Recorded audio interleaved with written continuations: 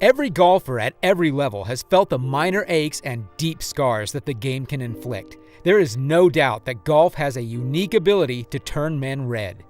In this video, we're going to discuss 10 all-time golf tantrums from Rory Mcilroy, Phil Mickelson, and Thomas Pieters that inspired us to compile those golf tantrums and more. Anyone doubting this doesn't have to look too far into the recent past for a great example.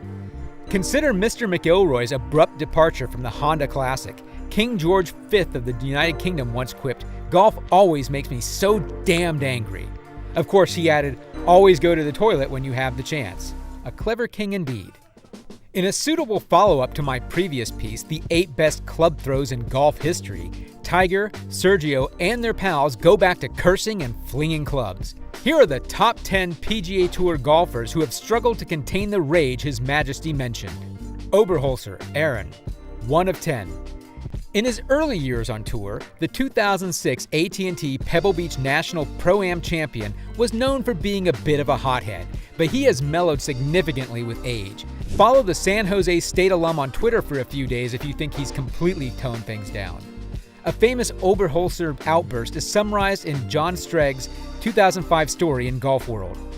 Poppy Hills, 18th hole, opening round of the 2005 AT&T Pebble Beach National Pro-Am.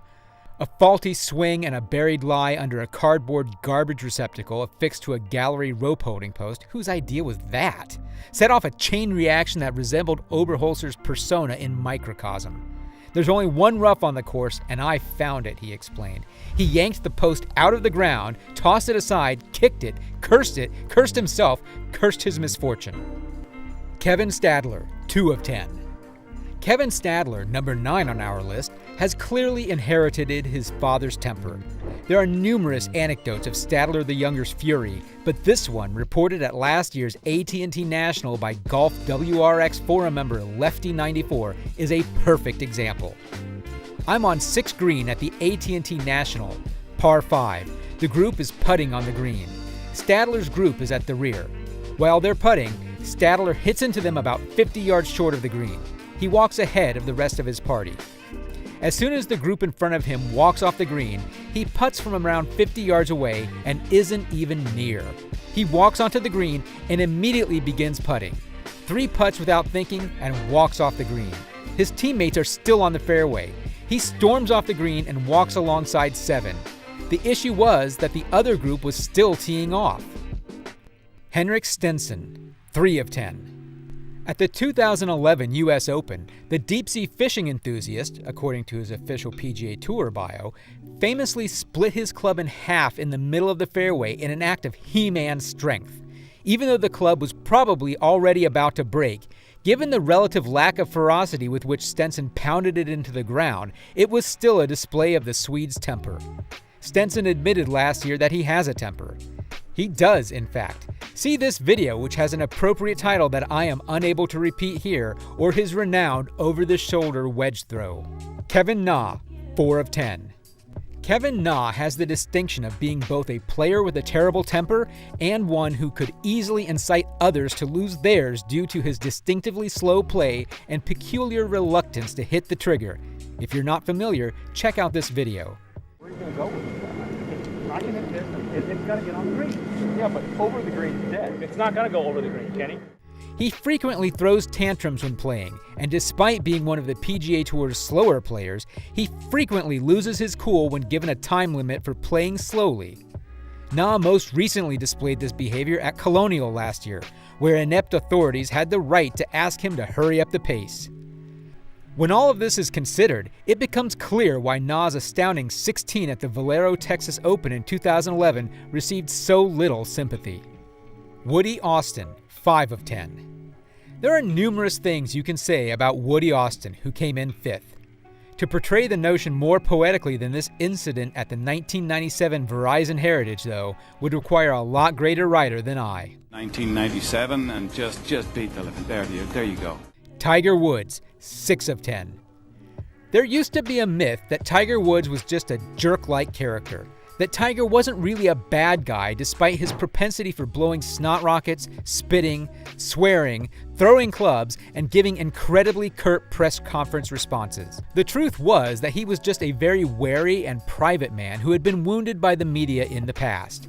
Michael Jordan had taught him how to be the perfect corporate athlete, and he had an unquenchable drive to become the greatest golfer who has ever lived.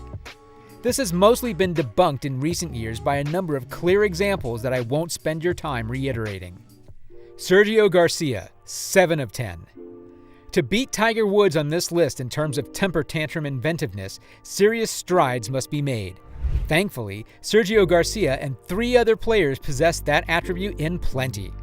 The frequently incensed Spaniard has engaged in behavior on the course that should have resulted in a lengthy timeout. Several instances include his puzzling choice to spit in the cup after retrieving his ball, this infamous club throw, and this bunker abuse. At the 1999 Players' Championship, El Neo did the most absurd thing, and I believe set a golfing record, by tossing his shoe into the crowd and then giving it a convincing left-footed boot for good measure. Who tosses a shoe, in the classic words of Austin Powers? John Daly, 8 of 10. One of the more controversial and colorful characters on the professional golf circuit for a long time has been John Daly. He physically stands out among the more colorful players, traversing the PGA Tour fairways in his signature loudmouth golf pants. One day, Long John grabbed a bystander's camera and slammed it against a tree. Additionally, the Australian Open in 2011 saw the Arkansas resident, who had previously abruptly left Kapalua in 1993, hit 7 balls into the water and leave the course. He takes 3rd place because he's the only professional golfer with a mullet who likes to leave the course. Rory Sabatini, 9 of 10. Rory Sabatini, who is the least popular player among the fans, comes in 2nd place on the list. You'll probably hear a lot more about the illustrious Sabo in the coming future because the South African's recently divorced wife appears determined to bash her ex-husband. Sabo prefers to hurl insults rather than clubs. He mostly directs his verbal arrows at other players, but he occasionally lashes out at other dangerous targets, such as volunteers who are attempting to assist. Several years ago, when a shot-length volunteer marked the spot where Sabatini's ball had landed in the rough with a drink can, Sabatini flipped his silly cowboy hat. He reportedly lost his cool and threw his belt to the ground after becoming upset. Well done. Pat Perez, 10 of 10. What is the worst incident that has occurred at a golf tournament as a result of the other players on this list losing their cool? Eyebrows furrowed? Fines? Displeased looks? A wedge in the water? A suffering bunker? The intangible harm to the game's reputation. Even worse than all of the aforementioned, Pat Perez's rage caused kids to cry at the 2011 Reno Tahoe Open. Top of the list goes to Double P for blowing off autograph-seeking kids and storming off the golf course in a rage. Golfer meltdowns, outbursts, and temper tantrums. Barker versus Gilmore. Unpopular viewpoint. The Price is Right host deserved what happened. You don't behave that way toward a partner. You are at golf. All right, let's go. You like that, old man? Henny Otto's 6-putt. Although the South African has 3 victories on the European Tour, his 6-putt from 15 feet at the 2005 Nashua Masters is more likely to stick in people's minds. In Europe, where they sort of go with all different types of greens. And Henny Otto, not having the best of times, should we count that as... John Daly at Pinehurst. Undoubtedly, this topic could be the focus of an entire Long John gallery. The first emotional blunder that springs to mind is Daly's antics during the 1999 US Open when he struck a moving ball out of irritation.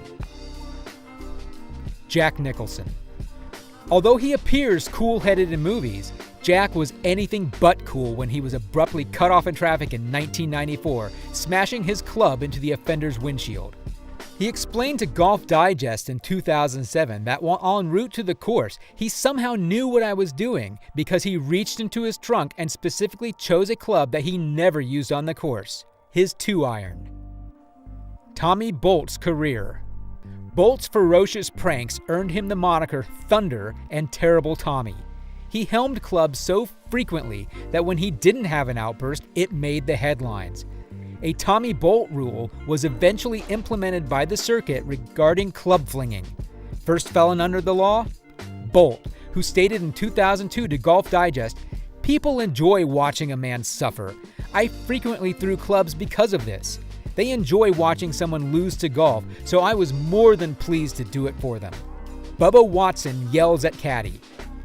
Bubba has somewhat calmed down as he's gotten older, but many people still recall Watson berating his caddy at the Travelers Championship after the caddy put one in the water. The incident received so much backlash that a Twitter movement. Bobby in the bunker. Bobby Knight's golf outtakes is at the very least one of the two finest things the internet has ever created. What are your thoughts on the topic? Please express your thoughts in the comments section below. Please give us a thumbs up if you liked today's video, and don't forget to subscribe to our channel and click on the bell icon to receive the most recent content as soon as it's released. Thank you for taking the time to watch. See you again in another video.